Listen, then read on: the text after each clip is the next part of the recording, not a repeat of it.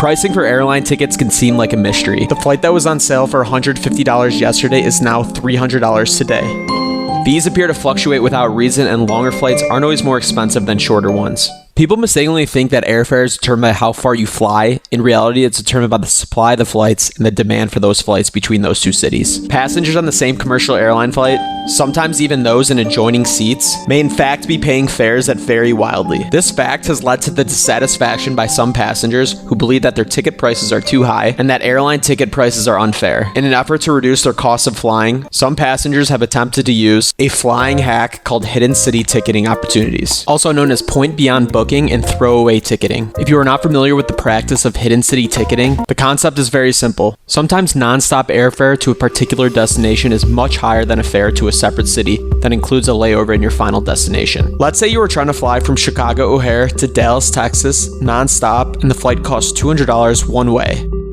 Instead, you might buy a flight from Chicago O'Hare to San Antonio International Airport with a layover in Dallas for as little as $100 US. Instead of continuing on to San Antonio after your layover, you forgo the second leg of your trip and get off in Dallas. You are otherwise taking the same flight as before, but at a fraction of the price, saving approximately 50% on your airfare. These scenarios are not unusual and savings can be big. Akhtar Zaman realized this in 2013. The then 22-year-old created the first search engine site dedicated to finding these types of fares, called Skiplagged.com. He exploited the biggest loophole in the commercial airline industry and has managed to profit off of it since. He's won lawsuits against Orbitz and United Airlines. In fact, he boasts about it on his company's website. Airlines frown upon this strategy, and almost all airlines have rules against this type of travel. However, travelers are seldom adversely sanctioned for such practices because it's difficult and costly for airlines to pursue an individual passenger. Moreover, the usage of such practices is not yet sufficiently widespread to justify the expensive controls. No airline has ever won a lawsuit against an individual traveler demanding they pay for revenues lost through hidden city ticketing. To understand how a loophole like this can occur in an industry hinged upon pricing optimization and revenue management, it's important to explain the history of the airline market and how airlines price their tickets in the first place. The beginning of commercial aviation was a tightly regulated marketplace, where airfares were based on distance traveled rather than passenger demand. Most airline routes were operated by a single national carrier, and the lack of choice resulted in uncompetitive fares. However, deregulation changed all that. In 1978, the US government began removing government controls over routes and market entry for airlines. This resulted in a new era of intense competition and resulted in a wide variety of airfares. Deregulation also brought about unanticipated changes, including the importance of hub and spoke networks. Most major US passenger airlines began to consolidate further their operations at airports, forming what are known as airline hubs. Delta Airlines, the largest US airline by revenue in 2019, operates the world's busiest airline hub at Hartsfield-Jackson Atlanta International Airport, with 8 other hub airports in cities across the United States. Delta, along with most major airline carriers, are hub and spoke airlines, which means they fly people from several different airports called spokes to central airports called hubs, where they connect with other passengers heading to the same final destination. In this manner, passenger airlines can serve more cities and offer greater frequency of service with their fleet of aircraft than is possible with point-to-point service. Along with the advent of hub and spoke networks, airlines began to focus heavily on how to determine the price of an airline seat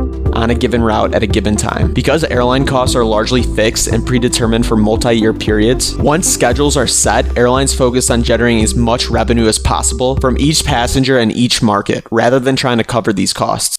Enter dynamic pricing.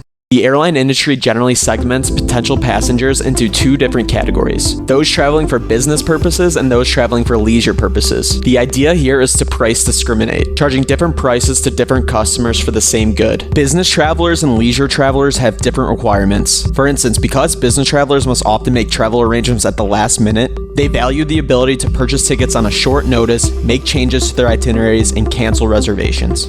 On the opposite side of the spectrum, leisure travelers are traveling for personal reasons. They tend to make reservations further in advance and keep such plans fixed. Leisure travelers also tend to be more sensitive to costs of travel and are more likely to forego travel that does not fit their budgets. Given this, airlines differentiate their fares into booking classes, where each booking class has different rules and mechanisms that determine the fare for a route at a given time leading up to the flight. And this goes well beyond first class, economy, and basic economy. For each route, airlines might offer 25 or more different fare classes. classes, representing a variety of full fare and discount tickets. Tickets within each fare class, especially discounted tickets, may be subject to different purchase requirements, such as requiring that a passenger buy a ticket a certain amount of days before their departure date. Ever notice the code you receive when you book a flight? Looks like gibberish, right? Well, the string of characters actually means something. Each character ties back to the rules and restrictions of the fare class that you bought your ticket, also known as the fare basis code. Airlines change their code on occasion, and every airline has a different glossary. But generally speaking, the first letter ties back to your fare class, while the second two characters identify the day's purchase requirement,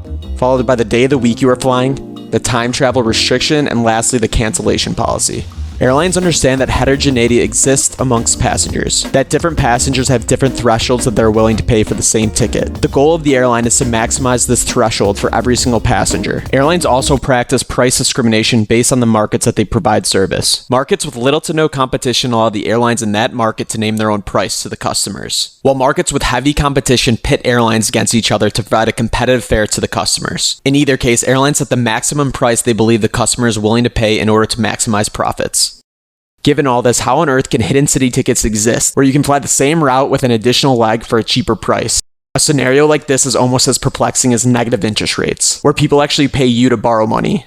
Nonetheless, hidden cities are not glitches in the algorithm that airlines use to price flights. Hidden cities have to exist as long as airlines use hub and spoke networks and differential pricing for passengers. Since airlines set fares based on the market and type of passenger, hidden city ticketing opportunities arise when greater competition exists for travel between spoke airports than on routes to and from hub airports. Let's look back at our previous example from Chicago O'Hare to San Antonio International Airport with a layover in Dallas, Texas. Chicago and Dallas are two of American Airlines' biggest hub airports. As it stands, American Airlines owns the most market share, resulting in less competition from other airlines for a flight between those two cities. They are able to set the market for prices paid equaling less price elasticity for an airline ticket between Chicago and Dallas, while a flight between Dallas and San Antonio has more competition from other carriers for connecting service, resulting in a more competitively priced route for American Airlines and a higher price elasticity for a passenger ticket. Secondly, more business travelers travel between hub airports, willing to pay full fare tickets, as opposed to hub to spoke where the mix of passengers is represented by more leisure travelers, who are paying discounted tickets. So why don't airlines look ahead for hidden city opportunities during their flight planning and just raise rates so passengers can't game the system, which would eliminate the loophole entirely? Well, it's in their best interest not to. See, if American Airlines raises the $100 ticket to $200 for a flight from Chicago to San Antonio, yes, those passengers utilizing hidden city ticketing will be forced to pay the full fare from Chicago to Dallas, and the airline will recover that missing revenue. But the key is for the passengers actually flying from Chicago to San Antonio through Dallas, who are primarily leisure travelers. A certain amount of those passengers will forego their travel with American because the new price of the ticket has eclipsed their willingness to pay threshold. When it's all said and done, the difference in revenue gained from eliminating hidden city passengers does not exceed the revenue lost from the passengers that ended up not traveling with American because of the new price.